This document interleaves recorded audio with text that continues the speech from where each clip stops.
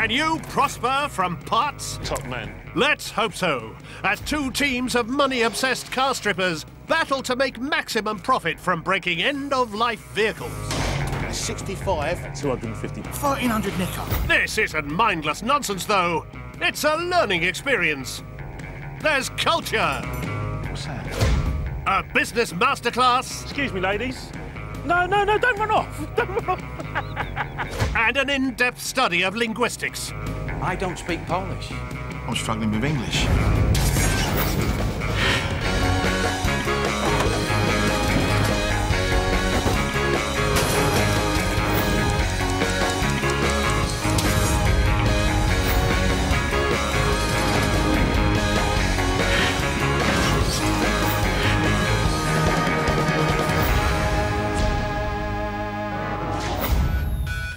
In this challenge, the teams must go big.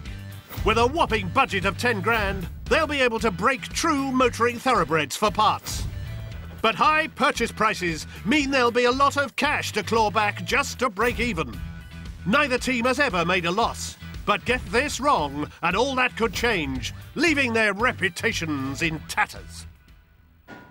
If recovering thousands in costs wasn't enough, the teams will have only 3 days at this licensed breakers yard to strip their cars before selling off the parts for hard cash. Whoever rakes in top profit wins. This could be the toughest challenge to date for two teams more at home with Fords than Ferraris. Less Lamborghini, more Lada. First up, Ben and Frankie. Making sparks fly in the workshop is mechanic Ben Szymanski. Creating automotive perfection requires craftsmanship, skill and time. Destroying it, a big hammer usually suffices. Keeping the pound coins rolling in is East End sales shark Frankie Otway. I might look like a teddy bear, but when it comes to selling, I'm like a bull in a china shop. Across the yard, George and Sheldon. The man in charge of cutting up cars is wrench-happy George Percy. I'm not happy unless I'm up to my elbows in engine oil and grease. Taking care of cutting the deals is smooth operator Sheldon Nichols. When you look great, when you feel great, you can sell anything.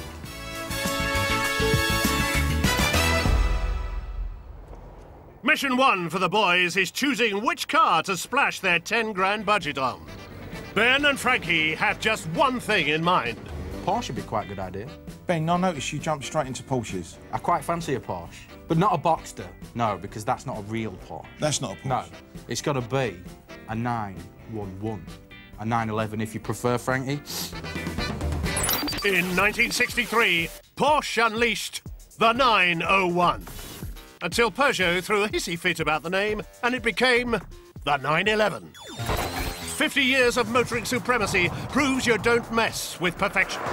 The unmistakable silhouette has barely changed, and she's still driven by the powerful flat-six engine. Milestone tweaks came in 1998, with the 996 version adopting water cooling and 4-valve cylinder heads. But Porsche's flagship car remained as prized as ever. With punters paying a premium for parts, a 911 should be a lucrative investment, if they can get their hands on one. And as luck would have it, Ben knows a man who can. I think I should take the lead, Frankie, because I know a man. And do you know what he does? What? You'll never guess. Sells Porsches? He does sell Porsches, yeah. Hello, Kev? Yeah, it's Ben. How you doing, mate? Yeah, very good, very good. Listen, you'll never guess what I'm in the market for.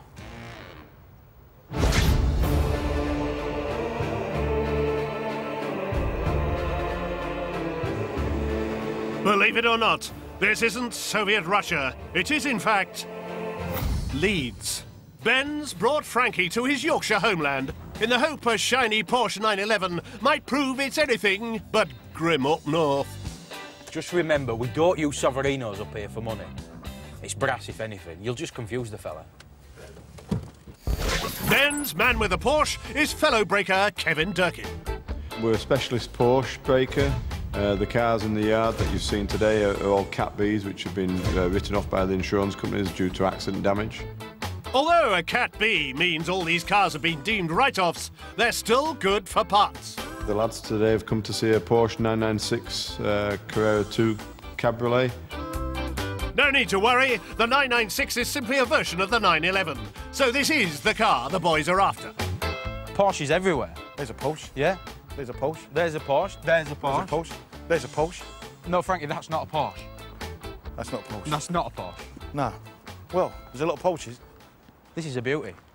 I've got to tell you, Ben, that's a bit of me. I do like that. I do like it. It's a beautiful car, Frankie, and there's a lot of cash here. This could be an adventurous trip. You see that roof? Have a guess, go on. I don't know, you're looking at a grand, surely. Over £1 grand, 1,300 quid, I reckon. There's all sorts of bits. These wings, 400 quid a piece. These lights, you know, from Porsche? Yeah. 1,200 quid, those lights. So we've got to better knock them out for at least 300, haven't we? This is lovely. This is lovely now, because now I'm seeing power notes. I'm seeing our profit develop. Have a look, get in, have a look around. Do you think I should? Yeah, I think you should. Go on. How about taking it for a little spin? A little spin? Yeah. Ah. Now, there is a tiny little problem with that, Frankie. What's that? There's vital bits missing. How vital? Well, there's no engine and gearbox. Wallop. He's hit me straight between the eyes and said there's no engine and gearbox in it. I mean, that's like buying an orange with no pips. No engine and gearbox. Well, it had a little shunt on the back and it damaged it all, so they've taken that out and it's not included in the sale, Frankie. But everything else, Frankie, this car will break for a fortune. Well, what sort of money is he looking for this? He wants maybe 5 or 6 for it, Frankie. Now, it's a lovely car. It's had a little accident and there's no engine and gearbox. But it's a prestige motor, it's a lovely motor, and there's lots of parts saleable on there. Meanwhile, back at the yard, Sheldon's relishing the chance to splash out. You got the opportunity to go big on this one. You got 10 grand. 10 grand?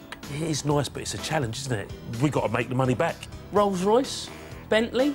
What about an Aston? We could get an early Aston. What about a Maserati?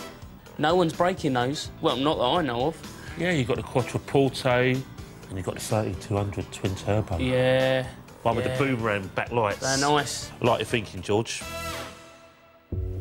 Maserati had been lurking in the shadows of its rivals for some 20 years prior to the company being taken over by Ferrari in 1997. A major boost in credibility came with the release of the 3200 GT. Boasting a 3.2-litre twin-turbo V8, 370 brake horsepower and a top speed of 280 kilometres per hour, Maserati finally had a car to rival the Porsche 911. The 3200 GT helped turn around Maserati's fortunes, and a hefty price tag on parts could do the same for the boys. Hi, I'm ringing about the Maserati. It's sold. All right, mate. It's sold. Oh, she's gone. Hi, I'm ringing about the Maserati. Is there a bit of movement on that money if I come down, see it and like it? That sounds fantastic.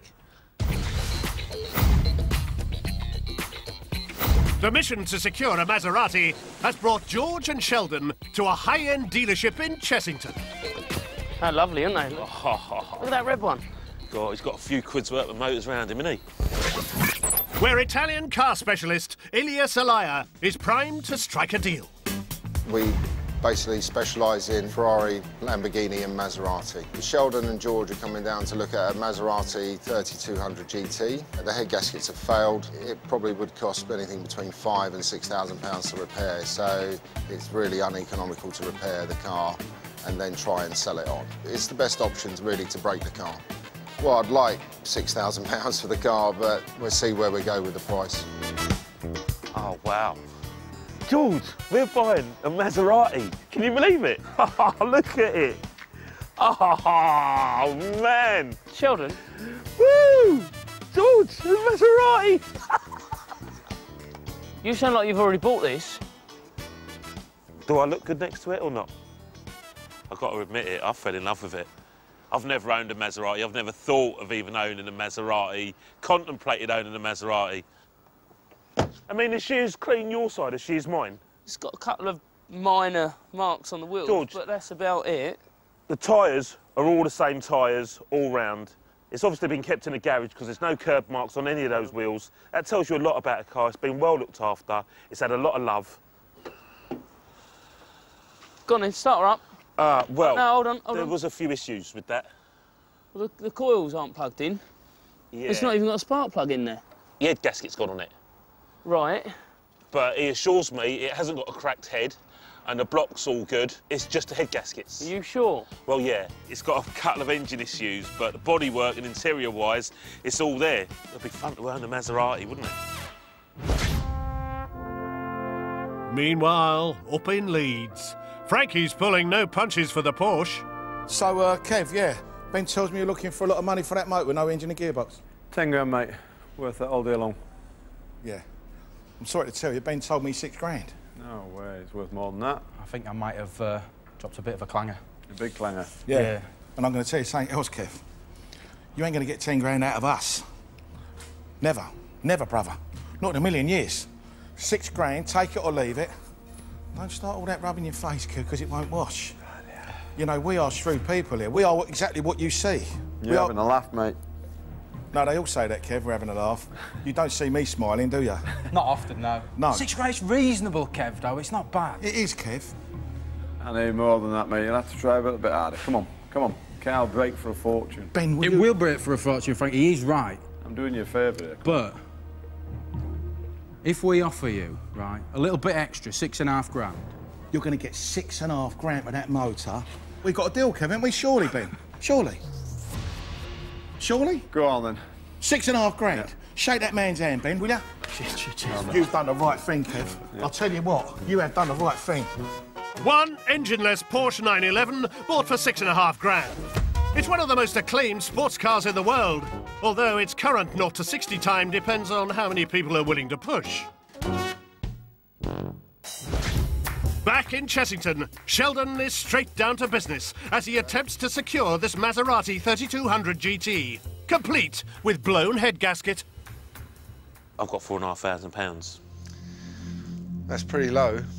5 3/4, £5,750. It's got good history. That's all the history there, is it? Yeah, it's right here. You're saying 5 3/4? 5 3/4. I've got maximum 5 grand. And that's, with all respect, I'd have to take it or leave it, because I can't go any more than that. 5 grand. It's difficult for me to sell it for that, but, you know, you're a nice enough guy. I think we can do business at £5,000. Lovely. Well done. Thank you very much. I own a Maserati. So, George and Sheldon have secured this doomed Maserati 3200 GT for 5 grand. It may have looks to die for, but with a knackered head gasket, it's living proof that beauty is only skin deep.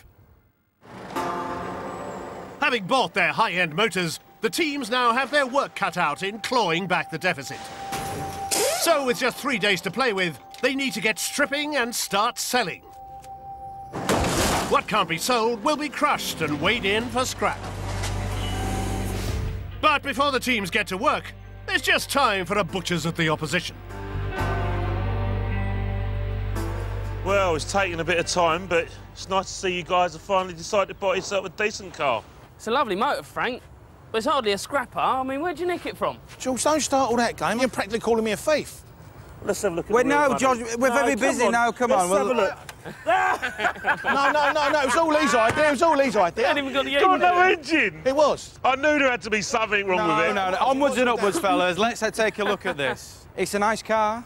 Feast your eyes on that beautiful bodywork, that gorgeous leather interior. You like it, don't you, Ben?